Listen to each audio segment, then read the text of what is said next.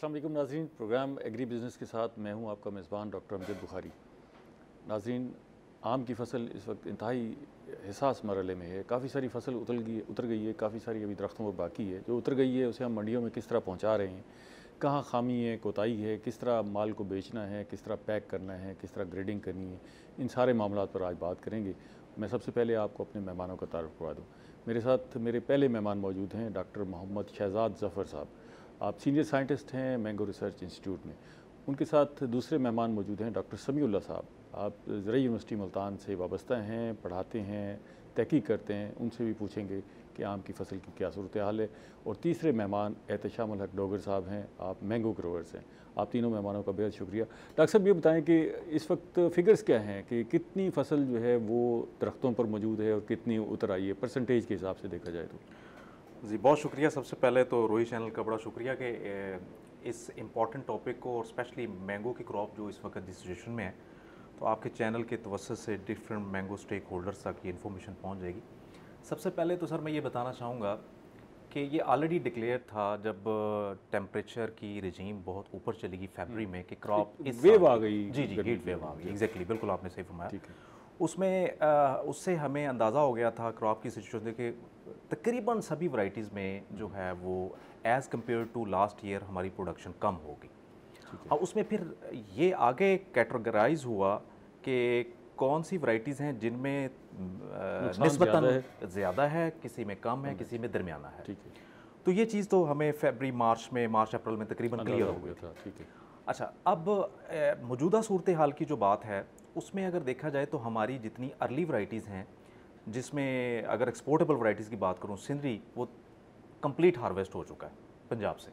सिंदरी पंजाब से हार्वेस्ट हो चुका है, बिल्कुल मुकम्मल उतर गया है जी। दरख्त साफ़ है? जी बिल्कुल, दरख्त साफ़ है। ठीक है।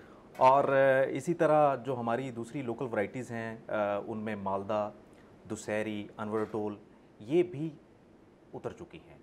अच्छा, ये काफ़ी हद तक उतर चुकी जी, तकरीबन उतर चुकी हैं। ठीक है। बल्कि मैं अगर कम्युलेटिव बात करूं, हमारी जो मिड सीज़न वैरायटीज़ हैं जिसमें एक बहुत बड़ा एरिया ऑक्यूपाइड किया हुआ है चौंसा समर बेस ने, जिसे हम लोकली मौसमी चौंसा भी कहते हैं, वो भी इन अ कपल ऑफ डेज़ वो पंजाब में ख़त्म हो जाएगा, कंप्लीट हो जाएगा। जी बिल्कुल ख़त्म हो जाएगा। उसकी रीज़न ये है कि इस टेम्परेचर की वजह से क्रॉप अर्ली थी और अब ये हम एक्सपेक्ट कर रहे हैं कि आप देखेंगे कि जुलाई के 3rd वीक तक तकरीबन मैंगो की वैरायटीज़ हार्वेस्ट हो जाएंगी।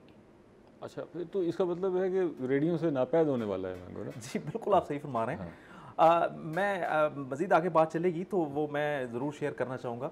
अच्छा, मैं एक यहाँ जानना चाहूँगा जी कि कोई ऐसी वैरायटीज़ भी हैं जिनकी क्रॉप अभी दरख्तों पर मौजूद है, जिसकी देखभाल की हम बात कर सकें, या तकरीबन सारी जो है वो हार्वेस्टिंग के करीब है? जी, हार्वेस्टिंग के तो बिल्कुल हम एज पे खड़े हैं। यकीनन अभी जो हमारी कुछ इलाके हैं जिसमें चौंसा समर बेस जो है वो बस बिल्कुल आज या कल वो ख़त्म हो जाएगा। ये आज ही की रिपोर्ट मैं आपको बता रहा हूँ, कपल ऑफ डेज़ में वो ख़त्म हो जाएगी। इसके साथ एक न्यू वैरायटी है जो मैंगो रिसर्च इंस्टीट्यूट की अंदर रजिस्ट्रेशन प्रोसेस भी है, बड़ी अच्छी एडिशन है हमारे इस मैंगो जीन पूल में, वो है चिनाब गोल्ड।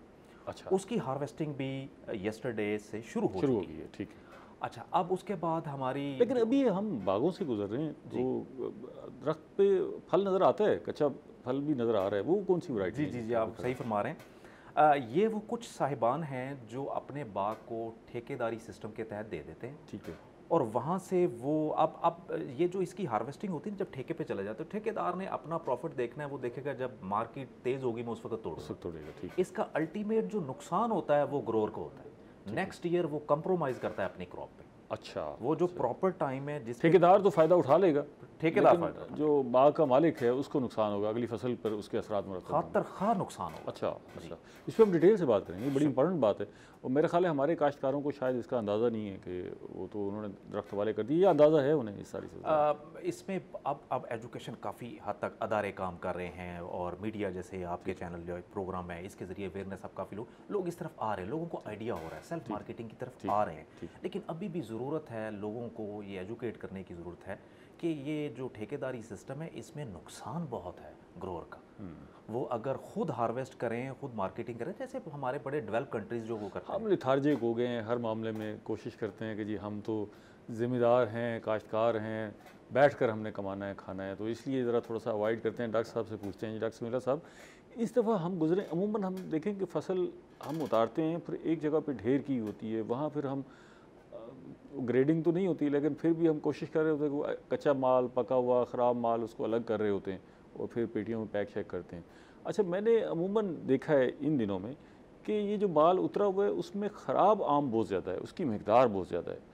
ये पता नहीं आपने भी ऑब्ज़र्व किया है या नहीं किया, तो ये कोई ख़ास वजह है? इसके भी मौसमी असरात हुए हैं जिसकी वजह से आम ख़राब ज़्यादा हुआ है, या उसको उतारने में हमने ताख़ीर की है, वहीं खड़े खड़े पक गया है, कोई उसका हिस्सा गल सड़ गया है, या कोई बीमारियों का अटैक ज़्यादा था? इसकी क्या वजूहत हुई? बिस्मिल्लाहिर्रहमानिर्रहीम। शुक्रिया, पहले तो मैं रोही टीवी का शुक्रिया अदा करूँगा कि मुझे यहाँ पर इनवाइट किया, और आपकी प्रोग्राम की वसात से ये एक अहम मसला है जिसमें ये जिसे हम कहते हैं कि हार्वेस्टिंग के बाद उसकी हैंडलिंग कैसे की जाए। तो उसमें मुख्तलिफ वजूहात हो सकती हैं जिससे फल ख़राब हो सकता है।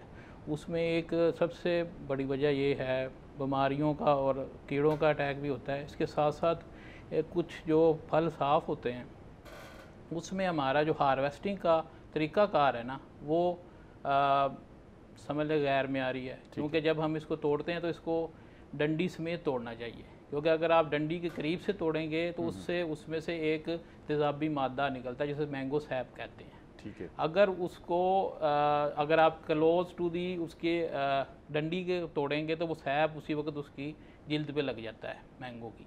जो बाद में जब वो पकता है तो वो निशान छोड़ जाता है, निशान बाकी रहते हैं। हाँ जी। तो अच्छा, ये डंडी समेत तोड़ने के लिए तो फिर टेक्नोलॉजी चाहिए हमारे पास, जो है वो इतनी इक्विपमेंट भी हो और इतनी अफरादी क़ुव्वत भी हो, जो हुनरमंद हो, उसको तोड़ने का पता भी हो, वो तो हमारे पास दस्तयाब नहीं है। हम तो जैसे ही टूट जाए उसको तोड़ लेते हैं। नहीं, कुछ फार्मर्स हैं जिसे जो कि इस बात का ख्याल रखते हैं कि इसको डंडी समेत तोड़ें, और डंडी भी तकरीबन कोई 1 से 1.5 इंच जो है ना वो होनी चाहिए, ठीक है ना। फिर उसको बाद में फिज़िकल डिसैपिंग करते हैं। मसलन वो एक लोहे की 4 पहियाँ बनाई होती हैं, उसके ऊपर उसको उल्टा रखते हैं और उसके बाद उसको करीब से काट देते हैं। ठीक है। इससे वो तेज़ाबी मादा गिरता है, वो नीचे गिरता है, उसके ऊपर नहीं गिरता। तो इससे एक तो उसकी कॉस्मेटिक लुक जो है वो ठीक रहती है, फिर उसको ज़्यादा रेट मिलता है, कंज्यूमर को अपील करता है। डॉक्टर साहब ये बताइएगा, ये तेज़ाबी मादा है, यहाँ एक इम्पॉर्टेंट बात है कि ये वो अक्सर जो है ना वो हमारे यहाँ बच्चे आम खा रहे होते हैं तो उनको लगता है वो तुर्श और तेज़ाबियत वाली उसके असरात होते हैं। ये कि इंसानी सेहत के लिए भी कोई नुकसानदेह है? अगर आपको या हाथों को टच होता है, जिल्द को टच होता है तो कोई नुकसानदेह है या कोई ख़तरे वाली बात नहीं है? जी, फल ना 2 तरह के होते हैं। एक होता है जो दरख्त पे पकाया जाता है, उसे हम नॉन क्लाइमेक्टेरिक फ्रूट कहते हैं, और एक वो है कि उसको आप जो है ना जब वो अपना साइज़ अटेन कर लेता है, पूरी जिसामत मुकम्मल कर लेता है, उसको आप बाद में जो है ना वो एथिलीन की डोज दे के पका सकते हैं। तो एक्चुअली जब उसको तोड़ा जाता है उस वक्त तो वो नुकसानदेह होता है, लेकिन जब वो पक के मीठा और उसका रंग बदल जाता है तो वो कोई नुकसान नहीं पहुँचाता। फिर वो तेज़ाबी मादा भी कोई नुकसान नहीं पहुँचाता, वो डाइल्यूट हो जाता है, माइल्ड हो जाता है, क्या होता क्या है उसके साथ वो पकने के अमल में?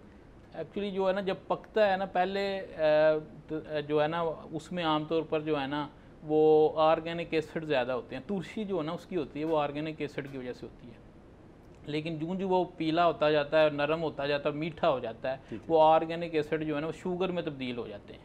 अच्छा, वो तो भी उसके नुकसान के असरात जो है वो ज़ाहिर हो जाते हैं। जी। अच्छा, ये मैंने ये सवाल इसलिए किया कि हमारे यहाँ एक बड़ा तबका ऐसा है जो आम को जो है वो नरम करके और चूस के खाते हैं, उसका कहते हैं जी अपना मज़ा है जी, वो शायद और किसी तरह भी खाने में नहीं है। अच्छा, अमूमन जब फिर आप उसको नरम करके चूस के खाते हैं तो ऊपर पहले वो डंडी उतारते हैं और जो पहला घूंट होता है उसमें वो तुर्शी या तेज़ाबियत जो है वो शामिल होती है। तो इसलिए मैंने पूछा कि भाई उसमें फ़िक्रमंद होने की ज़रूरत नहीं है। अगर पका हुआ आम है जी तो अगर वो आपने उसको चूस भी लिया है तो कोई हर्ज नहीं। हाँ जी, बिल्कुल ठीक है। अच्छा शाम साहब, ये जो सारी बातें हमने की हैं, ख़ास तौर पे ये हीट वेव की वजह से जो आम की फसल में कमी हुई और दूसरा आम काफ़ी ख़राब भी हुआ, आपने खुद, आप क्योंकि ग्रोअर हैं और करीब से जितना आप देख रहे होते हैं शायद ही कोई देख रहा हो, तो आप खुद किस तजर्बे से गुजरे हैं कि फसल कितनी कम हुई है और आम की जो ख़राबी की सूरत हाल है ये कैसी रही? अस्सलाम वालेकुम, बहुत शुक्रिया आपने बुलाया।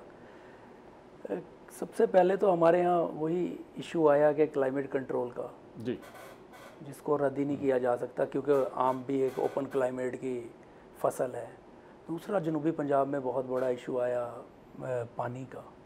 हमें कभी भी दस्तयाब नहीं हुआ। अभी 6 मंथ के अंदर हमें सिर्फ एक बार नहरी पानी दस्तयाब हुआ है, कैनाल वाटर। अच्छा, ये एक बहुत बड़ा मसला आया जिसने और फ्रूट ड्रॉप करने के अंदर, टेम्परेचर तो था ही था, अगर नीचे से कैनाल वाटर हमें अवेलेबल हो जाता तो इस नुकसान से बहुत हद तक बचा जा सकता था, बहुत हद तक। क्योंकि जो ग्राउंड वाटर होता है वो उतना एफिशिएंट नहीं होता जितना कैनाल वाटर उसको मतलब ज़मीन को टेम्परेचर को कूल कर देता है। ठीक है, तो ये हीट वेव का जो है वो नुकसान हो गया। एक तो हीट वेव थी, दूसरा हमारे पास नहरी पानी नहीं था, और जो पानी था ग्राउंड वाटर जो हम ट्यूबवेल्स के ज़रिए, पंप्स के ज़रिए खींच रहे थे, वो शायद इतना महंगा हो गया अचानक। वो कह सकते हैं उल्टा नुकसानदेह भी हो सकता है। वो अच्छा। फ़ायदेमंद के बजाय उसने भी अपना किरदार ज़रूर उसमें अदा किया होगा, क्योंकि उसके अंदर एसिडिक बहुत ज़्यादा होते हैं, तो अच्छा उसका नुकसान भी हो सकता है। तो ये बताएं कि आपके यहाँ भी ये आम की ख़राब होने की शरह वो मामूल के मुताबिक रही, या आम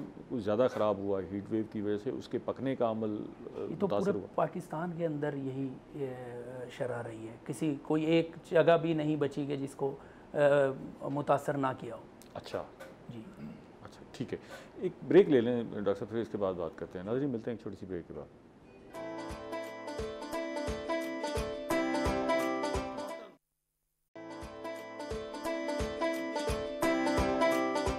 वेलकम बैक नाज़रीन, हम आम की फसल पे बात कर रहे हैं और आम की फसल को कितना नुकसान हुआ है ये जानने की कोशिश कर रहे हैं। डॉक्टर साहब, ये जो नुकसान है इस दफ़ा हमने एक डिफरेंट सा तजर्बा किया कि हीट वेव की वजह से ये सारा नुकसान हो गया। अब ये क्लाइमेटिक चेंज का तो मतलब ये है कि इस तरह की गर्मी की लहरें आती रहेंगी, तो हम इसी तरह नुकसान करते रहेंगे या इससे बचने के लिए कोई तरीक़ाकार अख्तियार करेंगे? आपका जो रिसर्च इंस्टीट्यूट है वो क्या सोच रहा है, और आप ख़ुद क्या सोच रहे हैं? कोई तहकीक इस पर हो रही है, नहीं हो रही? बड़ा ज़बरदस्त आपका सवाल है और यकीनन ये इस वक्त की ज़रूरत है। सबसे पहले तो सर मैं ये ऐड करना चाहूँगा कि जहाँ तक नुकसान की बात है, नुकसान हम मेजर करते हैं मॉनेटरी टर्म्स में। ऑब्वियसली एक कमर्शियल क्रॉप है, ठीक है, उसमें मैं आपसे एक शेयर करना चाहूँगा कि जैसे हम बात कर रहे थे, मैं थोड़ा सा इसे नरेट करूँगा आपके पहले क्वेश्चन से। आप सरदार साहब से जो बात पूछ रहे थे कि हमारे मैंगो की जो फ्रूट हैं उनकी डिजीज़ की वजह से कुछ ख़राब हैं, ये क्लाइमेट की इशू है, क्या है उसमें? यकीनन हमारा जितना क्रॉप सेट हुई है उसमें हमारी अगर अर्ली क्रॉप की बात करें, अर्ली वैरायटी जो हमारी सिंदरी है, उसमें 2-3 प्रॉब्लम्स बड़े आए। उसमें सबसे पहले तो वो डी शेप हुआ। डी शेप हेयर मीन वो कर्व शेप हो गया लाइक दिस। अच्छा, देन उसके बाद हमारी 2 वैरायटीज़ हैं जिनमें जो है वो अंडर साइज़ रहा।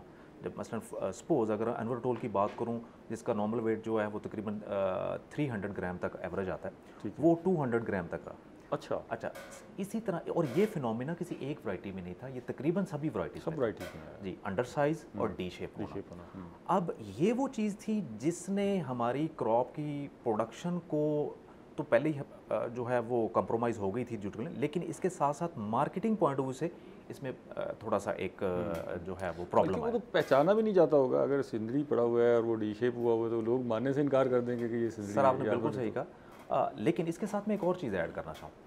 अगर हम एक्सपोर्ट की बात करें तो ये एक बड़ी सरप्राइजिंग चीज़ है। जो क्रॉप बच गई थी, जो होल्ड थी प्लांट के ऊपर, उसका साइज़ बहुत बेहतरीन बना, क्योंकि क्रॉप कम थी, साइज़ बहुत अच्छा हो गया।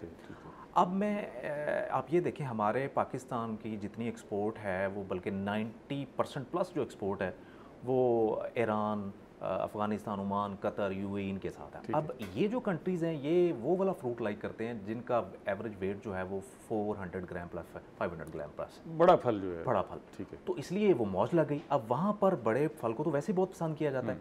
अगर हम लोकली बात करें तो रेट की अगर मैं बात करूँ तो अगर वो फ्रूट जो 400 ग्राम से नीचे है वो मार्केट में अगर आपको मिल रहा है 35 रुपये पर 40 kg, अगर उसी का जो वेट है वो 500 ग्राम प्लस हो जाए तो वो 6500-7000 तक चला। इतना फ़र्क आ जाता है, इतना फ़र्क आ जाता है। और कम्युलेटिव बात करें तो अगर पिछले साल, हाँ एक बात इसमें बड़ी ऐड करूँगा कि हमने एक देखा रहीमा खां वाली साइड पे, हमारे जो बल्कि डायरेक्टर हैं जनाब अब्दुल गफ़ार गिरवा साहब, वो इस मामले में बड़े, उनकी माशाल्लाह वेल वर्सेंट नॉलेज है और विज़िट करते हैं वो, बल्कि बड़ी प्यारी उन्होंने स्टोरी शेयर की क्योंकि एक 16 एकड़ से जो पिछले साल जहाँ पर 14 गाड़ियाँ निकली, इस साल वहाँ से 2 गाड़ियाँ निकली। अच्छा, अब ये तो था जो प्रोडक्शन, लेकिन अगर जब हम मॉनेटरी टर्म की बात करें तो वो जो पिछली दफ़ा जितनी भी गाड़ी की, एक गाड़ी वो जो फार्मर की लैंग्वेज वो जी 2.5 लाख बचा के लेके आई है, बट दिस टाइम सरप्राइजिंगली वही एक गाड़ी जो गई है वो तकरीबन 12 से 14 लाख बचा के लेके आई। अच्छा, वो 3 time 4 time 5 time exactly, rate बहुत अच्छा है। रेट अच्छा मिला। पिछले साल की बात करें आप देखें, नॉर्मली जब हम रेडी से हम भी उसी तरह फ्रूट लेते हैं तो 70 रुपीज़ 80 रुपीज़ पर केजी फ्रूट मिल जाए, बट दिस टाइम आप देखेंगे 250 200 के राउंड अबाउट, अगर अच्छा आपने लेना हो कंज्यूमर तो पिस किया ना जी सारी सूरत में कि फार्मर को चले अच्छा रेट मिल गया, फार्मर की कंपनसेशन हुई, बिल्कुल तो भाई चले पैदावार कम हुई तो कुछ कंपनसेट हो गया, लेकिन हम जो आम खाने वाले लोग थे या आम के तोहफे भेजने वाले लोग थे वो बड़े पिस गए सारी सूरत में, क्या करें। और इस दफ़ा सुना है कि तोहफे भी बड़े कम गए, इस पर बात करते हैं कि जी क्या है। डॉक्टर साहब को मैं शामिल करूँ। डॉक्टर साहब, ये अभी शहजाद साहब ने एक बड़ी अच्छी बात बताई हमें कि भाई हीट वेव की वजह से आम की शेप भी बदली, डी शेप हुआ और उसके साइज़ में भी फ़र्क पड़ा। क्या उसके जायके पर भी असरात मरतब हुए? अगर आपने इसका तजिया किया हो, जायज़ा लिया हो, देखिए ना, ज़ाहिर है जो इतनी शिद्दत से वेव है गर्मी की, उसने उसके जायके पे कुछ ना कुछ असरात तो मुरतब किए होंगे। अगर आपके नोटिस में आया तो कौन सी वैराइटीज़ इससे मुतासिर हुई और कौन सी नहीं हुई? अच्छा, इसमें ना एक चीज़ होती है, उसे हम कहते हैं हीट यूनिट्स। हीट यूनिट्स ये होते हैं कि जब फल बनता है और जब वो पक जाता है उसके दरमियान एक घंटे होते हैं जो अगर ज़्यादा टेम्परेचर हो तो जल्दी कंप्लीट हो जाते हैं, और अगर टेम्परेचर कम हो तो वो देर से पकता है फ्रूट और ज़्यादा देर रहता है। तो अब चूँकि इस दफ़ा ज़्यादा टेम्परेचर आया, वो हीट यूनिट जल्दी कंप्लीट हो गई, इस वजह से क्रॉप अगेती आ गई, अर्ली आ गई। वही जो क्रॉप जो है वो मैंगो की अगस्त सितंबर तक जाती थी, लेट वैराइटीज़, वो अब अर्ली हार्वेस्ट हो रही है। तो ज़ाहिर बात है अगर दरख्त पर फल को टाइम कम मिलता है तो उसके जायके में भी असर पड़ता है। तो उसमें एक्चुअली इसको ना एक टाइम चाहिए होता है फल दरख्त के ऊपर, तो उससे वो टाइम कम मिलने से ज़ाहिर बात है उसके जायके पर वो तुरशी ज़्यादा आएगी, ऑर्गेनिक एसिड जो है ना वो उसमें शायद उसकी ज़्यादा हो। जी जी, ऐसे जो है ना हो सकता है।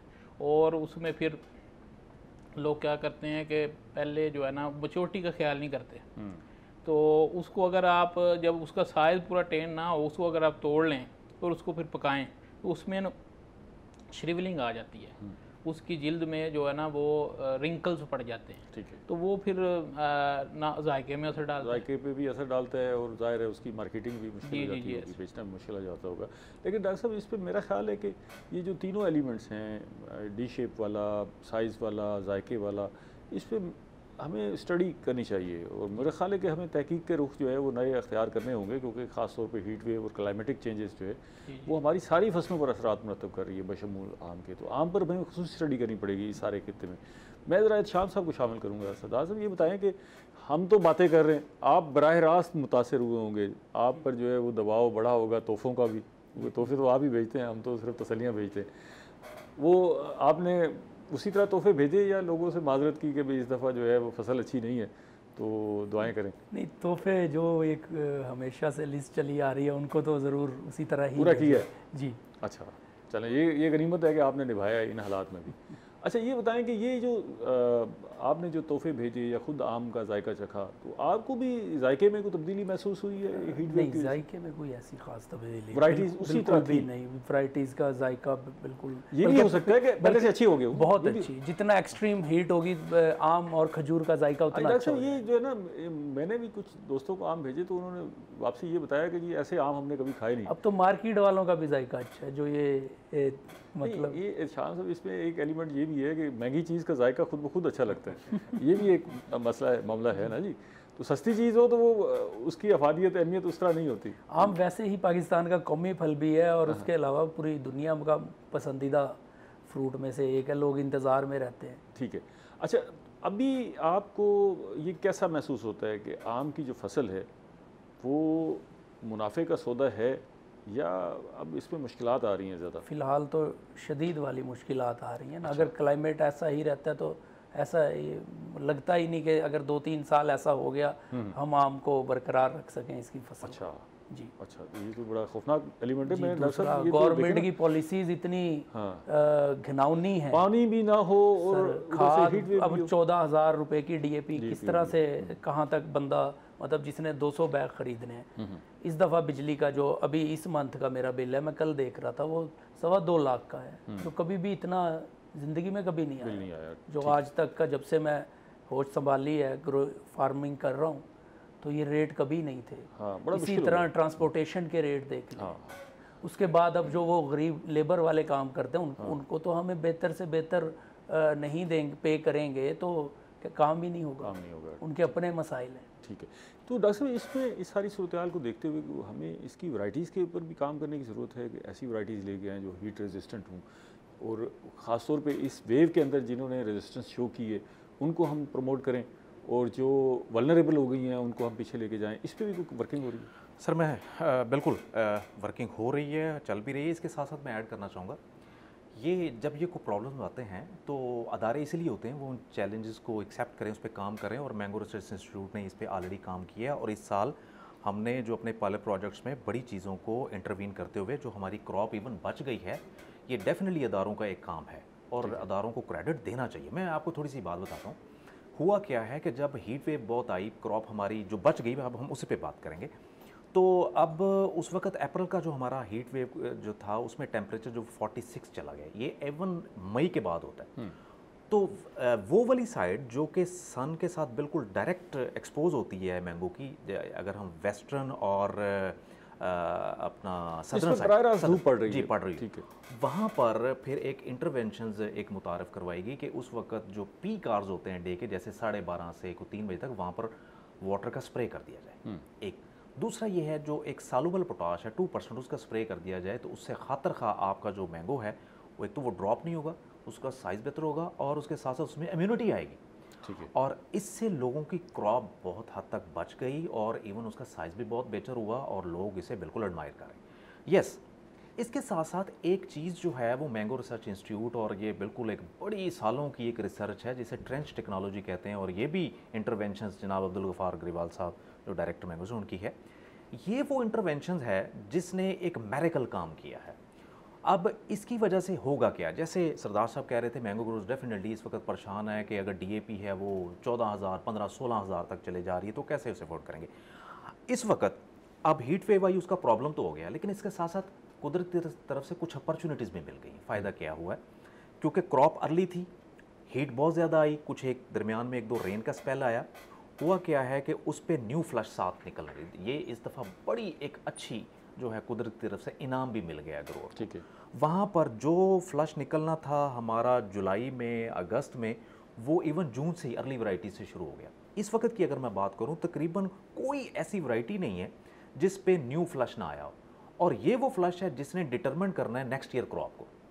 अब इसको लाने के लिए हम क्या करते थे, इसके लिए हम खादों का इस्तेमाल करते थे, स्पेशली नाइट्रोजन का इस्तेमाल करेंगे। ये सारा कुछ बगैर खादों के हो गया। जी एग्जैक्टली, मैं ये मेरा पॉइंट ये है, हमारा अदारा भी यही कहना चाह रहा है मैंगो रिसर्च, उसमें हम ये कहना चाह रहे हैं कि वो हमने पौधों को 3 तरह से जो कैटेगराइज किया। एक वो जिन पे बेहतरीन किस्म की वो शगुफ़े आ गए हैं, बढ़ोतरी हो गई है, उन पे आप नाइट्रोजन खाद का इस्तेमाल बिल्कुल ना करें, ज़रूरत नहीं है। ज़रूरत नहीं। आप इस्तेमाल करेंगे तो नाइट्रोजन खाद ज़ाया करेंगे, एक खाद ज़ाया, और ये टाइम ज़ाया, और आपका टाइम जो है पैसा ज़ाया। ये बड़ी इंपॉर्टेंट बात है। जी एग्जैक्टली, इससे हमारी प्रोडक्शन जो कॉस्ट है वो भी डेफिनेटली इन चीज़ों से बढ़ती, तो ये आप अपना लॉस जो है या जो आप रेवेन्यू उसके अंदर जनरेट कर रहे हैं, ऐड कर रहे हैं, वो आपका सेव हो जाएगा।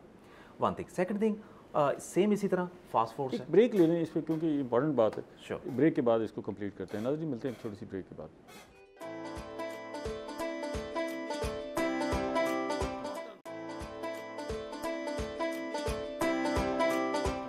वेलकम बैक नाज़रीन, हम आम की फ़सल पे बात कर रहे हैं और माहिरीन हमारे साथ मौजूद हैं। डॉक्टर साहब, अभी हम जिक्र कर रहे थे कि फ़सल जल्दी पकी, हीट वेव की वजह से जहाँ नुकसान हुए वहाँ एक फ़ायदा ये हुआ कि शगुफ़े जल्दी आ गए, और अगली फ़सल के लिए जो है ये खुशखबरी है कि अभी सारा कुछ हो गया। और आप ये कह रहे हैं कि हम अगर ये शगुफ़े आ गए हैं और दरख्त फल फूल रहा है तो उस पर जो है वो नाइट्रोजन की ज़रूरत नहीं है, उसको तो नाइट्रोजन खाद का इस्तेमाल ना करें। जी, मैं इसमें इसीलिए ना हमने 3 तरह के पौधे होते हैं नॉर्मली, जिन्होंने इस दफ़ा भरपूर फल लिया है, टाइम पर हार्वेस्ट हो गए, और उन पे शगुफ़े नए आ गए, नई उन्होंने फ्लशिंग ले ली, उनको खाद की ज़रूरत नहीं है। उसके बाद कुछ ऐसे हैं जिन्होंने दरमियाना फल लिया है और उन पे शगुफ़े निस्बतन कम हैं, ठीक है, उनको कम खाद की ज़रूरत है। ठीक है। और कुछ ऐसे होंगे जो कि उन्होंने नए शगुफ़े लिए ही नहीं हैं। ठीक है, डेफिनेटली उनको ज़रूरत होगी और महकमा की सिफारिश करदा जो मकदार है और नाइट्रोजन फास्फोरास उन्हें यकीनन डालनी चाहिए। डालने की जो वक़्त है वो बड़ा इंपॉर्टेंट है। जैसे मैं पहले बता रहा था, जैसे आपने जिक्र किया था, अभी भी हम जाएँ तो बहुत सारी ऐसी वैरायटीज़ हैं जो कि अभी पौधों के ऊपर नज़र आ रही है। ठीक है। जब तक आम हार्वेस्ट नहीं होगा उस वक्त आप खाद नहीं डालेंगे। अगर आप अभी खाद डाल देंगे तो आपका मैंगो जो है, अगर आपने 10 दिन के बाद उतारना, वो 2 दिन बाद नीचे आ जाएगा सारा। ठीक है, उल्टा नुकसान होगा। तो इसका डालने का टाइम जो है वो इसे कहते हैं right after harvesting of fruit. ठीक है, जैसे ही आपने फल की तुड़ाई की उसके फ़ौरन बाद आपने खाद देनी है प्रॉपर मकदार में। कौन कौन सी खाद देनी? जी, उसमें हम जो मेन हमारी 3 खादें होती हैं जिसमें नाइट्रोजन, फास्फोरस और पोटाश जो होती है, ये हमने उन्हें फ़ौरन प्रोवाइड करनी। इसके साथ साथ कुछ हमारी जिसे हम सगीरा खादें कहते हैं, जैसे बोरॉन, जिंक वगैरह है, इसको भी उसी तरह सगीरा मकदार में महकमा की सिफारिश करदा मकदार के साथ वो भी देनी चाहिए। लेकिन इसमें एक चीज़ ज़रूर याद रखनी चाहिए कि अब जैसे हम पहले एक बात कर रहे थे कि हीट वेव आएगी, हीट वेव अब डेफिनेटली ये एक बहुत बड़ा चैप्टर है जो कि दुनिया में एक चल रहा है। इस साल हुआ है, अगले साल मज़ीद ये हीट जो है वो जल्दी आ सकती। तो अब हमें यकीनन कुछ ऐसी स्ट्रेटजी भी अडॉप्ट करनी पड़ेगी जिसमें हम अर्ली फ्लावरिंग की तरफ आएँ। हमारी फ्लावरिंग अर्ली आ जाएगी, क्रॉप जल्दी सेट हो जाएगी और हम जो हीट के इफेक्ट से खातर खा तक सेव हो जाएंगे। अब उसके लिए क्या है, उसके लिए भी मैंगो रिसर्च इंस्टीट्यूट ने डिफरेंट किस्म के रिजीम पे काम कर रहा है, जिसमें हम शॉर्ट टर्म पॉलिसीज़ और कुछ लॉन्ग टर्म पॉलिसीज़ पे काम कर रहे हैं। इसमें कुछ बायोस्टिमुलेंट्स हैं, उनको रिकमेंड किया जा रहा है। इसी तरह कुछ ऐसे दूसरे केमिकल्स हैं, उनका स्प्रे जो है वो रिकमेंड किया जा रहा है। स्टिमुलेंट्स कौन कौन से हैं? जी, उसमें यकीनन एक हमने अपने पायलट प्रोजेक्ट्स में 2-3 चीज़ें जो हैं चेक की। उसमें हमने एक देखा है कि एक कमाप 26 के नाम से एक प्रोडक्ट जो है वो मार्केट में अवेलेबल है। हमने खातर खा इसके अच्छे रिज़ल्ट्स देखे हैं और जब इसकी हमने एफिकेसी चेक की तो डेफिनेटली हम ये फार्मर्स को कहते हैं आप इन्हें भी चेक करें। और ये सिर्फ मैंगो ही नहीं है, बल्कि इसके साथ साथ हम और भी डिफरेंट क्रॉप्स पे, एक दोस्त आए वो कॉटन के इवन ग्रोअर थे, उन्होंने कहा जी इसके भी मुझे इस पर भी बड़े अच्छे, यानी बायोस्टिमुलेंट जो है वो वक्त की अब ज़रूरत है। तो हमें इसकी होता क्या है कि ये सेव करता है क्रॉप को बायोटिक और ए बायोटिक स्ट्रेसेस। एक तो ये बायोस्टिमुलेंट हैं जिनको आप रिकमेंड कर रहे हैं, एक लोगों के अपने तजर्बात में भी आते हैं ना जी, टोटके शोटके ना जी। जैसे अगर हम सरदार साहब से पूछें, क्योंकि सरदार साहब आप भी कोई टोटके शोटके इस्तेमाल करते हैं? जी बिल्कुल। कुमाब 26 सबसे पहले मेरे ही फॉर्म पे उसका एक्सपेरिमेंट किया गया। इटालियन प्रोडक्ट है, पूरी वर्ल्ड में तमाम फ्रूट्स और तमाम क्रॉप्स, वेजिटेबल, हर चीज़ पे यूज़ होती है और बहुत ज़्यादा एफिशिएंट। ये तो प्रोडक्ट हो गई ना जी। कोई देसी टोटके भी इस्तेमाल करते हैं आप? देसी टोटकों का तो शायद अब कह सकते हैं कि ज़माना ही गया ना, वो मतलब कभी नहीं अब तो यूज़ किए। कभी कभी ये कह सकते देसी टोटकों में अगर आप नीले थोथे की बात करें तो वो पेस्ट कर देते हैं, स्प्रे कर देते हैं। ठीक है जी, इसमें जैसे बिल्कुल बड़ी अच्छी बात की, वो स्टिल दैट इज़ वैलिड। उसमें हम जैसे बोर्डो पेस्ट कहते हैं, बोर्डो मिक्सचर कहते हैं, उसमें हमारा जो नीला थोथा है और जो चूना है और साथ पानी, इन तीनों की ये ख़ास मकदार जो है उसके ज़रिए से तैयार किया जाता है और जो मैंगो के हमारी जो स्टेम्स होती हैं पौधों की, उनके ऊपर पेस्ट किया जाता है। इसके बड़े ज़बरदस्त इफेक्ट। अच्छा, ना कि ये आपके प्लांट्स को डिफरेंट किस्म की कोई डिजीज़ से कॉम्बैट करते हैं, बल्कि प्लांट की हेल्थ को भी ये बेहतर करते हैं। ठीक है। ये बड़ा ज़बरदस्त एक फंजिसाइड है। इसके साथ मैं जैसे पहले आपसे जिक्र कर रहा था कि एक ट्रेंच, ये एक बहुत बड़ी इंटरवेंशन है मैंगो रिसर्च इंस्टीट्यूट मुल्तान की। इसमें एक्चुअली होता क्या, इसमें आपकी पानी की बहुत ज़्यादा बचत है। आपने जितना पानी देना है ट्रेंच में देना है। इसके साथ साथ एक और चीज़ जो है, एक तो ट्रेंच टेक्नोलॉजी, दूसरा है रेज बेड टेक्नोलॉजी। अब यहाँ पर क्या है, हमने जो अपने मैंगो के प्लांट्स जो हैं वो निस्बतन रेज्ड बेड पे लगाने हैं और उसके साथ उसकी मल्चिंग करनी है।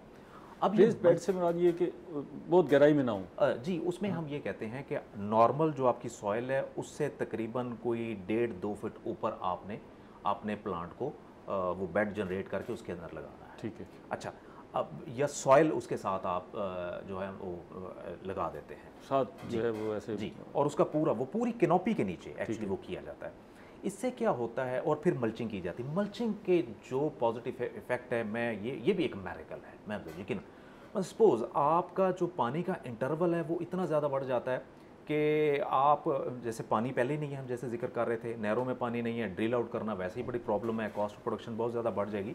अब यहाँ पर अगर हमने मैंगो रिसर्च इंस्टीट्यूट यही अपने फेलो ग्रोअर्स को ये एजुकेट कर रहा है कि अगर हम साल में इसकी नंबर ऑफ़ इरीगेशंस की बात करें, अब 15 से 17 इरीगेशंस जस्ट आप करें और आपका मैंगो का पौधा बेहतरीन किस्म की प्रोडक्शन है, तैयार हो जाएगा। हाँ जी, बिल्कुल तैयार हो जाएगा, फल देगा। ठीक है, ये मल्चिंग किस तरह की जाए? जी जी, ये बड़ी ज़रूरी है। इसके बड़े ज़बरदस्त और चीपेस्ट सोर्सेज हैं कि फार्मर के ऊपर बोझ भी ना पड़े। मैं बताता हूँ, हम ये कहते हैं कि जो आपका बाग लगा हुआ उसमें एक सवांग होता है, बड़ा बड़ा बहुत ही सस्ता किस्म का इसका पेड़, आप उसे स्प्रेड कर दें और उसके बाद जब तकरीबन 1.5 से 2 फुट हो जाए उसे काट लें, वो बड़ा इजी कट ला जाता है। लेकिन टाइमली काट लें, अगर लेट कर दिया तो उसे काटना बड़ा मुश्किल प्रॉब्लम हो जाती है। टाइमली काट के आपने जो अपने बेड्स बनाए हुए हैं उसके पौधे के तने के साथ साथ उस ज़मीन के ऊपर वो बिछा दें। ठीक है, यहाँ पर सर आपकी एवेपोरेशन लॉसेस जो हैं वो कम हो जाएंगे। पानी का इंटरवल बहुत ज़्यादा बढ़ जाएगा। इसके साथ साथ और क्या होता है, जिसे हम कहते हैं सॉयल फूड वेब, आपके जो माइक्रो ऑर्गेनिजम्स हैं उनकी एक्टिविटीज़ बढ़ जाती है।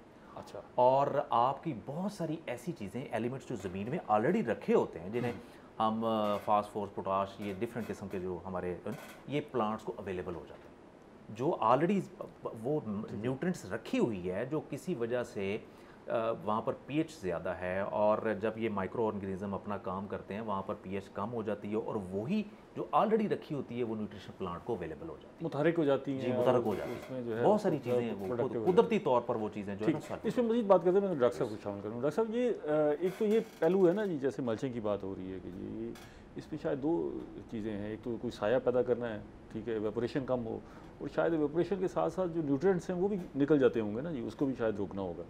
अच्छा, दूसरा एक मैंने देखा है कि कई लोग अपनी आमों के नीचे गोडी करते हैं, और कोशिश ये होती है कि जी ज़मीन को, मट्टी को रोटेट कर दिया जाए, उससे जो न्यूट्रिएंट्स हैं वो ज़्यादा इफेक्टिव हो जाएंगे। एक तो एक खुराक है जो पौधा फ़ज़ा से ले रहा है, सनलाइट से ले रहा है, बाकी ज़रिए से एक नीचे से आ रही है। क्या ये गोडी करना फ़ायदेमंद है? अगर है तो इसका वक्फा कितना होना चाहिए या नहीं करनी चाहिए, ज़रूरत नहीं है, बेकार एक्सरसाइज करते हैं, इसकी क्या सूरत हाल है? ये गोडी जो है ना, ये आप ये समझ लें कि रवायती तरीक़ाकार था, और इसका ज़्यादा जो मकसद होता था कि प्लांट की कनोपी जितनी उसकी ब्रांचेज़ हैं जहाँ तक जा रही हैं, उसके नीचे जो एक घेरा बनता है उसमें वहाँ तक जो है ना गोडी करने से एक तो वीड्स वगैरह जो हैं वो जड़ी बूटियाँ जिसे कहते हैं उसकी सफाई करना मकसूद था। लेकिन अब ये जो है ना तरीक़ाकार, जैसे कि शहजाद साहब ने जिक्र किया कि अब ये जो है ना तब्दील हो रहा है, और जो है ना मल्चिंग की तरफ लोग आ रहे हैं और रेज्ड बेड बना रहे हैं। तो जो है ना वो आप ये समझ लें कि गोडी के जो एक तो आपके लेबर के खर्चा बढ़ जाता है गोडी करने से, और दूसरा ये है कि जो आपको पानी भी ज़्यादा लगाना पड़ेगा। अब मल्चिंग से जो है वो पानी की भी बचत हो रही है, लेबर की बचत हो रही है।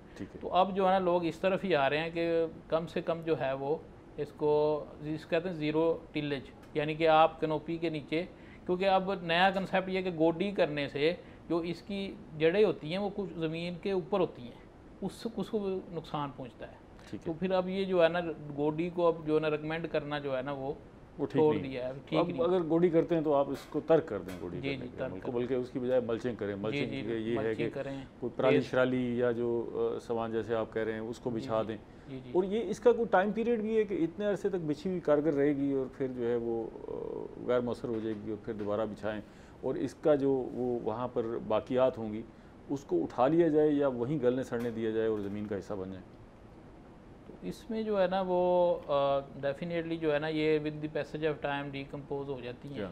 तो कई इसमें ना एक और चीज़ मैं ऐड करना चाहूँगा ना, कई दफ़ा इसको ना गंदम की जो बाकियात होती, तूड़ी जिसे कहते हैं, उसकी भी मल्चिंग कर देते हैं। अच्छा, उसका जो है ना एक नुकसान ये होता है कि मल्चिंग जब की जाती है तो इसकी तूड़ी से, तो उसमें ना दीमक का अटैक होता है। दीमक जो है वो जो है ना वो इसकी जड़ों को नुकसान पहुंचाती है। तो मल्चिंग में जो है ना वो आपको तूड़ी का इस्तेमाल बिल्कुल ना करें। ठीक है। ये मैंने एक सवाल इनसे पूछा कि इसको वहाँ से फिर हटा दिया जाए या उसको ज़मीन का हिस्सा बनने दिया जाए। ये बड़ी आपने अच्छी बात की। अब जो जिसमें स्वांग की बात कर रहा था, इसकी लाइफ बड़ी अच्छी है, ये 2 साल तक इसे कुछ भी नहीं होता। अच्छा, ऑलरेडी ये क्योंकि ऑर्गेनिक इन नेचर है, अगर ये रखी रहेगी उसके बाद इसने डीकम्पोज ही होना है। जब डीकम्पोज होगी उसके बाद ये सॉइल का हिस्सा बनेगी तो आपकी फर्टिलिटी और बढ़ जाएगी। ऑर्गन मैटर ये उठाने की जरूरत नहीं है, बिल्कुल। अगर आपने मजीद बिछानी है तो उसके ऊपर बिछा जी, उसके बाद यानी 2-3 साल तो इसे कुछ होता ही नहीं। ठीक है। और आपकी देखिए बार बार आपकी वो लेबर कॉस्ट बड़ी लाइफ है 2-3 साल। जी, बड़ी ज़बरदस्त है। इसीलिए हम ये लोगों को बताते हैं कि आप ये एक दफ़ा बिछाएं और उसके बाद आप आराम से सुकून से, आपकी वाटर की बचत है, आपकी न्यूट्रिशन एफिशिएंसी बढ़ जाती है और इसके साथ साथ आपकी वीड्स जो ग्रो होती हैं, जिन्हें कम्पीट करना होता है वाटर के लिए, न्यूट्रिशन के लिए, उनके लिए भी कुछ उन्हें स्पेस। अच्छा, ये डॉक्टर साहब बड़ी आइडियल बातें हैं जो हम कर रहे हैं, इससे हम अगर फॉलो करें तो इससे हमारी जो काश्तकार है फ़ायदा उठा सकता है। हमारे साथ जो है वो फार्मर मौजूद हैं, उनसे पूछते हैं। ये सरदार साहब, ये सारी बातें आप या आपके जो बाकी दोस्त हैं, फार्मर हैं, ग्रोअर हैं, वो इनको अडॉप्ट किए हुए हैं, इस पे अमल दरामद करते हैं या कोई परवाह नहीं है या अंदाज़ा नहीं है, पता ही नहीं है? रेज बेड और मल्चिंग का तो अभी माइंडसेट होने में कह सकते हैं कि टाइम लगेगा लोगों ठीक का। है। उनका वही एक रवायती माइंडसेट है, वो गोडी करना हार्वेस्टिंग के बाद और फर्टिलाइज कर देना। ठीक है। तो जिन्होंने किया है उनको फ़ायदे भी मिले। स्टार्ट के अंदर इसका हुआ। आपने तजुर्बा किया है? जी बिल्कुल। अच्छा, फ़ायदा हुआ है? जी फ़ायदा हुआ, मगर स्टार्ट ये हुआ, इसका स्टार्ट में लोगों को इसका नॉलेज नहीं था। किसी ने बेड्स गलत बना लिए, किसी ने पानी से बहुत ही दूर कर दिया, जिसकी वजह से पौधों में वाटर स्ट्रेस आई। तो अभी कह सकते हैं कि टेक्निकली लोगों को इसको समझने में, वहाँ जाके समझाने में एक टाइम चाहिए। किया लोगों ने, बहुत सारों ने किया और फिर वापस दोबारा उसी रवायती तरीक़ेकार पे भी आए। अच्छा, छोड़ भी गया? जी, छोड़ ये के। छोड़ क्यों गए? गलत वो साइंटिफिकली उनका वो जो बता रहा हूँ कि जो रेज बेड थे वो गलत तरीके से बनाए गए, जो बना नहीं सके। जी। और बहुत सी वैरायटियों में वो मुख्तलिफ साइज़ होता है उसका। हर वैरायटी का शहजाद साहब बताएंगे कि जो बेड होता है पानी से दूरी मुख्तलिफ होता है। मुख्तलिफ होता है। अच्छा, ये तो बड़ा टेक्निकल मैटर हो गया डॉक्टर साहब। ये तो इसको फिर आपको डिमॉन्स्ट्रेट करना चाहिए ना जी। हर वैरायटी के हवाले से कुछ ऐसी आगाही हो जो काश्तकार तक पहुँचे, उनको दिखाया जाए कि इसी अंदाज से इसको ठीक करना। जी बिल्कुल, आप सही फरमाइए। इसमें मैंगो रिसर्च इंस्टीट्यूट किसी भी तरह की कोई कमी नहीं है। आप अगर पर्सनली भी विज़िट करें, बल्कि बड़े सारे हमारे आपके साथ और भी प्रोग्राम हुए हैं और थ्रू हमारे व्हाट्सएप डिफरेंट ग्रुप्स हैं, फेसबुक के पेज हैं, क्योंकि आपको पता है सोशल मीडिया का आजकल बड़ा ये भी है। इसके साथ प्रैक्टिकल डेमोन्स्ट्रेशन के लिए हम फार्मर डे, फील्ड डेज करते हैं। अब रहीम यार खान में मुजफ्फर में खुद सरदार साहब के पास भी इसी तरह एक फील्ड डे हमने किया है। वहाँ पर बड़ी मेगा गैदरिंग होती है जहाँ पर 300-400 फार्मर लोग आके देखते हैं, फिर वो जो देख के जाते होंगे आगे फार्मर्स को बताते होंगे। बहुत सारी चीज़ें थी जो मैं आपसे जानना चाहता था, लेकिन प्रोग्राम का वक्त ख़त्म हो गया जी। आप तीनों हज़रात का बेहद शुक्रिया, आप तशरीफ़ लाए। नाज़रीन, हमने आम की फसल पे बात की। आम की फसल तकरीबन हमने हार्वेस्ट कर ली है, उतार ली है, और अब मरहला जो है वो दरख्तों को संभालने का है। शगुफ़े फूट रहे हैं, दरख्त आगे बढ़ रहे हैं, तो आपने क्या हिफाजती तदाबीर अख्तियार करनी है और क्या न्यूट्रिशंस हैं, क्या खुराक है जो पौधे को देनी है जिससे पौधे की बढ़ोतरी में मज़ीद इजाफ़ा हो। आपने इससे बहुत सारी चीज़ें जानी होंगी, समझी होंगी। अगले प्रोग्राम तक इजाज़त दीजिए। अल्लाह ने के बाद।